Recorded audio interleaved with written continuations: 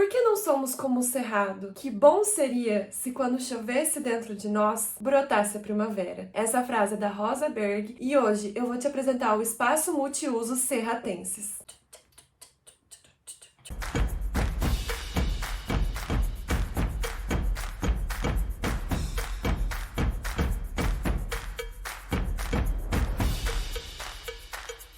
Oi, meu nome é Carolina Frigieri, eu sou arquiteta e eu atuo na área de acessibilidade e desenho universal. Eu sou uma mulher branca, alta e gorda. Eu tenho um cabelo médio comprido, ondulado, num tom bem escuro, quase preto. Os meus olhos também são no tom castanho escuro. Eu tô usando uma blusa de manga curta, mais soltinha, com alguns botões. E essa blusa é na cor azul bique, que a gente chama.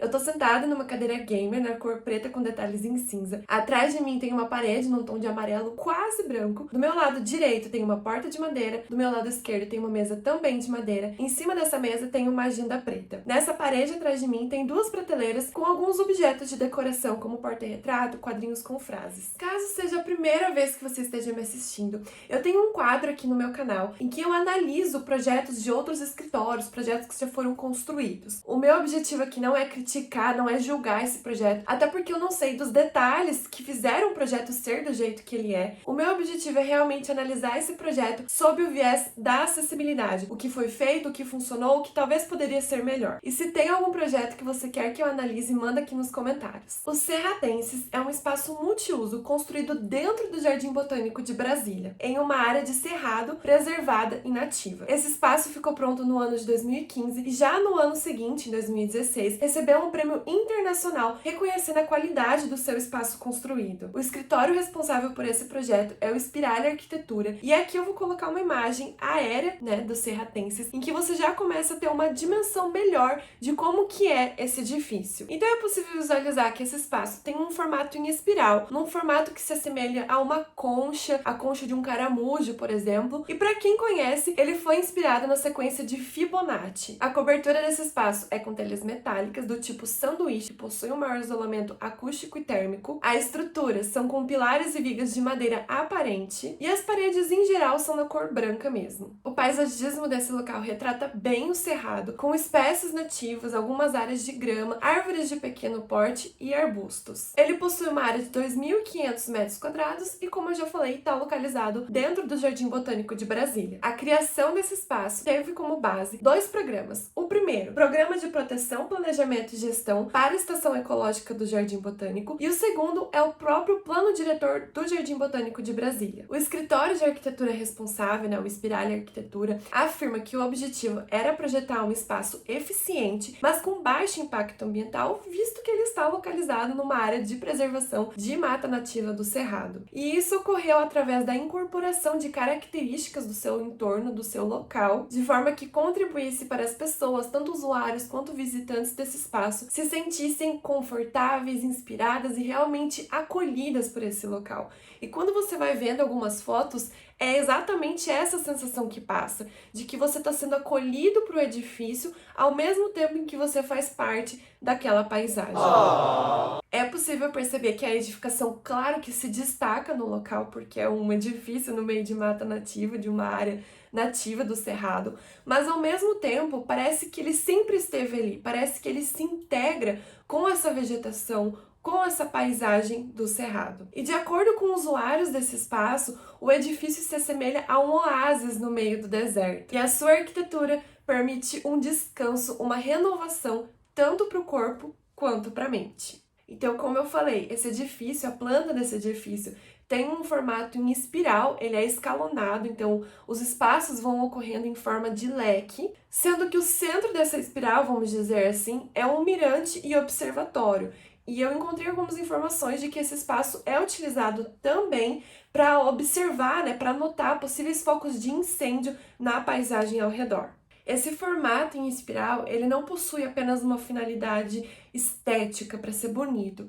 Ele tem realmente essa intenção de convidar que o usuário entre nesse edifício e que ele percorra um caminho para entrar nele. Não é, por exemplo, Eu tô aqui fora, dou um espaço, tô dentro do edifício. Existe ali um choque de percepção e até o próprio ajuste do seu corpo para essa nova temperatura, seus olhos, né, para se acostumar à iluminação do interior desse edifício. Então esse formato em espiral, ele realmente busca ser uma transição mais suave dessa paisagem do cerrado para um edifício construído. Esse formato em espiral também permite que você tenha uma visualização quase que em 360 graus do que tem no seu entorno, trazendo mais segurança e conforto. O primeiro pavimento desse edifício possui varandas, espelho d'água, áreas de exposição, salas para oficinas, banheiros, lanchonete e um pequeno auditório circundado por uma rampa que leva ao pavimento superior. E é essa rampa aqui que aparece na foto. É uma rampa que circunda, né, o edifício, é uma rampa externa, mas coberta. Ela possui um piso em madeira, é uma rampa bem ampla, e conforme você vai percorrendo essa rampa, você consegue ir observando a paisagem. Então, primeiro você está bem próximo do solo, ali numa escala próxima da escala humana, e conforme você vai subindo, você vai tendo dimensão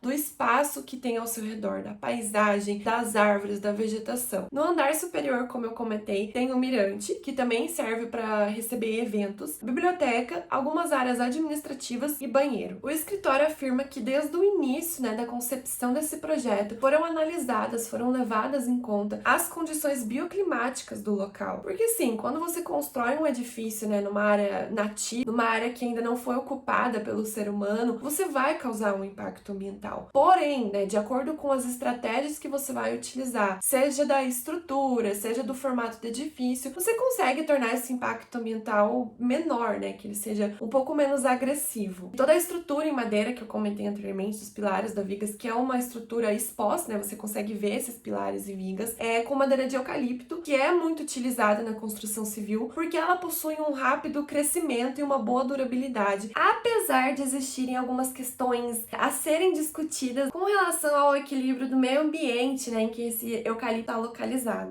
E agora eu vou ressaltar algumas das estratégias utilizadas nesse projeto. A ventilação e iluminação natural, e isso é nítido quando a gente observa as fotos, parece muito bem arejado. Essa ventilação natural ocorre de forma cruzada, como a gente chama, que é quando a gente faz uma abertura aqui e uma abertura no lado oposto. Então o vento, ele é meio que forçado a entrar por uma abertura e sair pela outra, resfriando esse ambiente. O controle da radiação solar, do tanto que a luz do sol entra nesse edifício, ocorre através de beirais, né, que forma ali uma sombra ao redor da edificação, e de alguns brises que também agem como um elemento de proteção solar. E o formato como essa edificação foi concebida, né, em formato de leque, permite que existam aberturas nos locais que os leques vão se encontrando. Também existe uma estratégia de resfriamento passivo, como a gente chama, através dos espelhos d'água e da própria vegetação. Também existe a captação de água pluvial pela cobertura, o tratamento dos efluentes, né, do esgoto, vamos falar assim, por meio de bacia de evapotranspiração, e a estrutura é em madeira de reflorestamento. Agora que eu apresentei um pouquinho o projeto, já coloquei algumas fotos aqui para vocês visualizarem, vamos falar sobre as questões de acessibilidade. Eu decidi trazer esse projeto para análise porque eu considero que ele é um ótimo exemplo como os princípios do desenho universal podem ser aplicados. Reparem que a rampa desse projeto, ela faz parte, ela nasceu junto com a planta, com a concepção,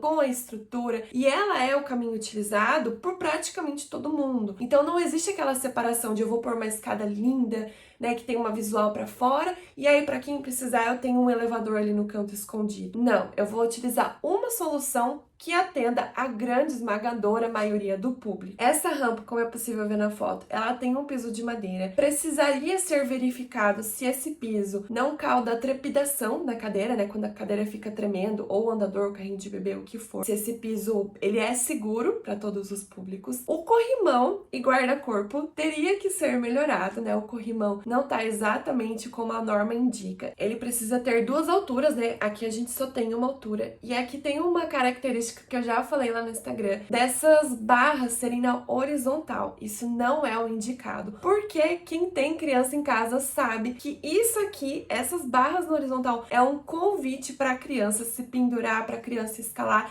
E ela está certa, ela está no seu direito de explorar o espaço da forma dela. A questão é que nós, como adultos, nós, como arquitetos, precisamos projetar esse espaço para que ela faça essa exploração de uma forma segura. Então, o ideal seria colocar barras na vertical, porque você mantém a visualização, mas tornando um pouquinho mais seguro e menos estressante para os pais, para os responsáveis que acompanham essas crianças. No olho, né, olhando essas fotos, parece que a largura está adequada, mas, né, vou ressaltar, essas coisas precisam ser verificadas localmente com uma trena, medindo lá certinho. E uma coisa muito legal dessa rampa, como todos os usuários, né, os visitantes são convidados a percorrê-la, é que o formato como ela foi construída vai gerando uma expectativa conforme você vai subindo ela. Então você começa a subir, você sabe que você vai para um local mais alto, você sabe que ao seu redor não tem outras edificações, então você vai poder ver a paisagem e você vai subindo e gerando essa expectativa para realmente quando chegar no mirante ter aquele fator uau. Uma coisa que eu acredito que seria muito interessante ter, não sei se já foi feito, né, depois que foram feitas as matérias a respeito desse projeto, seria um mapa tátil com a intenção de descrever a paisagem para aqueles que possuem uma deficiência visual. Então, como eu já mostrei uma vez lá no meu Instagram,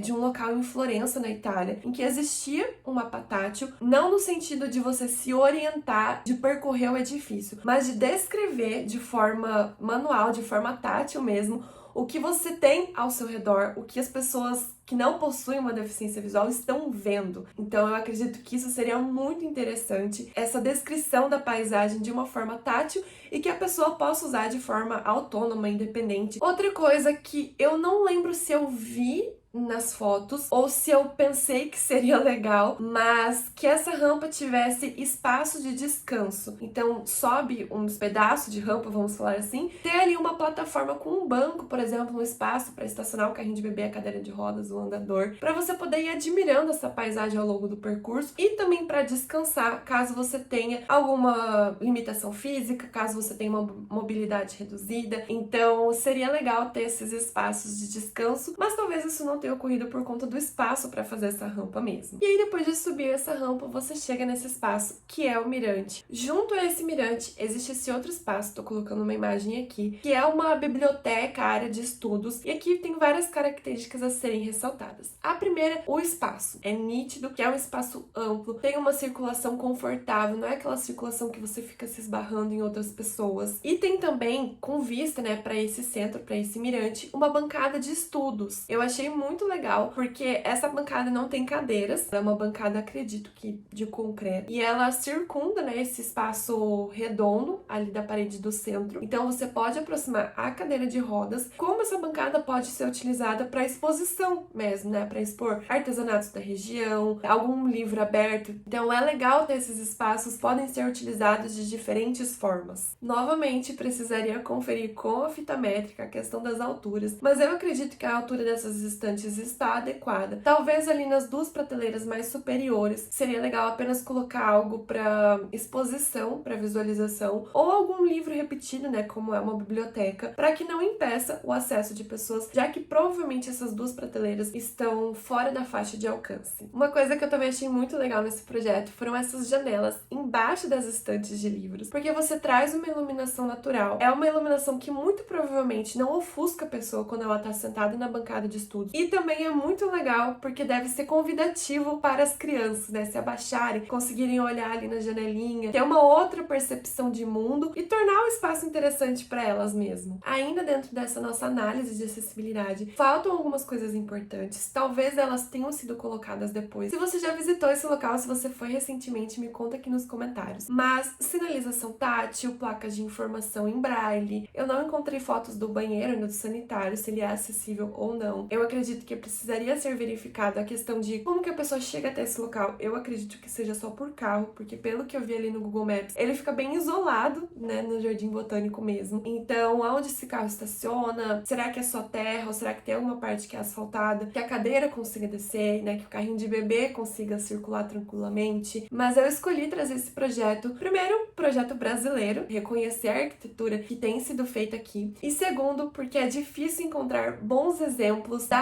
rampa fazendo parte do projeto, da rampa não ser uma coisa colocada depois para cumprir norma ou colocar um elevador porque é mais fácil, mas sim da rampa seguindo aos princípios do desenho universal, de ser algo que é para todo mundo, não existe essa diferenciação entre quem precisa de escada e quem precisa de rampa, e também porque dos espaços internos que eu consegui encontrar foto, que eu consegui analisar pela planta, parece ter um espaço muito bom de circulação, de faixa de alcance visual. E é isso, pessoal. Eu espero que vocês tenham gostado. Eu gostei do projeto, apesar das melhorias que precisariam ser feitas, né, para ficar bem certinho perante a norma, mas eu gostei sim do projeto, quero ir conhecer um dia. Me conta aí nos comentários o que você achou e eu te vejo no próximo vídeo. Tchau!